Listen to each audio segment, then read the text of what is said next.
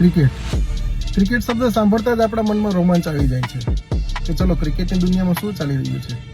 તો ચલો જાણીએ આપણે ગુજરાતમાં શું સ્થિતિ છે. ગુજરાતની સ્થિતિ એવી છે કે ગુજરાતની અંદર બહુ બીજા સ્ટેટના લેવલની કમ્પેરિઝનમાં આપણું ક્રિકેટ ઘણું પાછળ છે. કેમ કે આપણા જે લોકલ સ્ટાર્સ છે એ હજી એટલા ઉપર હાઇલાઇટ નથી થતા. તો એના માટેનો એક સુંદર પ્રયત્ન ગિરિરાજસિંહ ઝાલાએ કરેલો છે, જે સુરેન્દ્રનગરથી છે, અને એમણે ન્યૂ સ્ટારબોર્ન કપની રચના કરેલી છે. સૌથી વિશાળ ટાસ્ક એણે એ પૂરો કરેલો છે કે ગુજરાતના દરેક તાલુકાની અંદર પ્લેયરોનું રજિસ્ટ્રેશન કરેલું છે, એમના ટ્રાયલ્સ લીધા છે, એમાંથી ટેલેન્ટને બહાર કાઢેલું છે અને એનું ફિલ્ટર કરી એ લોકોને ઓક્શનમાં મોકલેલા છે. અને આવનારી 4-5 ડિસેમ્બરે એમનું ઓક્શન થવાનું છે. એટલે બહુ જબરદસ્ત પ્રયત્ન છે ગિરિરાજસિંહ. તમે જેટલા વખાણ કરીએ એટલા ઓછા.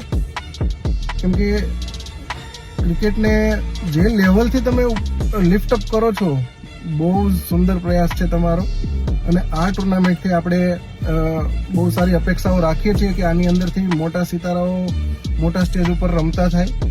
જોકે આની અંદર મોટી જે લીગો છે, જીસીએલ, જીટીસીએલ, એ પ્લેયરો આની અંદર નથી રમી શકતા. બહુ સરસ વાત છે.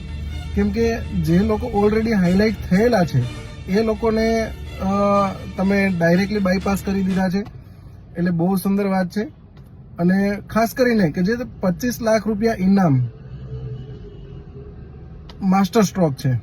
કેમ કે 25 લાખ ઇનામ ખેલાડીઓને પૈસાની એટલી અપેક્ષા નથી, એ લોકોને તો એક પ્લેટફોર્મની જ અપેક્ષા છે. તેમ છતાં પણ જે ગુજરાતની જનતાને કહેવા માંગુ છું, પ્લેયરોને, કે આનાથી શું થશે. ભાઈ લોકોના એક માઇન્ડસેટમાં એ આવશે કે 25 લાખ રૂપિયા ઇનામ, ગુજરાતની સૌથી મોટી ટુર્નામેન્ટ, આટલું મોટી વિનિંગ પ્રાઇઝ, આનાથી આ ટુર્નામેન્ટ હાઇલાઇટ થશે, લોકોનું ફોકસ જશે આની ઉપર, જોશે, જાણશે કે આની અંદર શું થઈ રહ્યું છે, આની અંદરથી કયા ક્રિકેટરો બહાર આવી રહ્યા છે. તો ખૂબ જ સુંદર પ્રયાસ છે. ગિરિરાજસિંહ અને એમની ટીમને ઝીરો ફૂટેજ તરફથી શુભેચ્છા પાઠવું છું. બસ આવી જ રીતે વધુને વધુ પ્રયાસ કરતા રહીએ અને ગુજરાતના ટેનિસ ક્રિકેટને ખૂબ જ ઉપર લઈ જઈએ સાથે મળીને.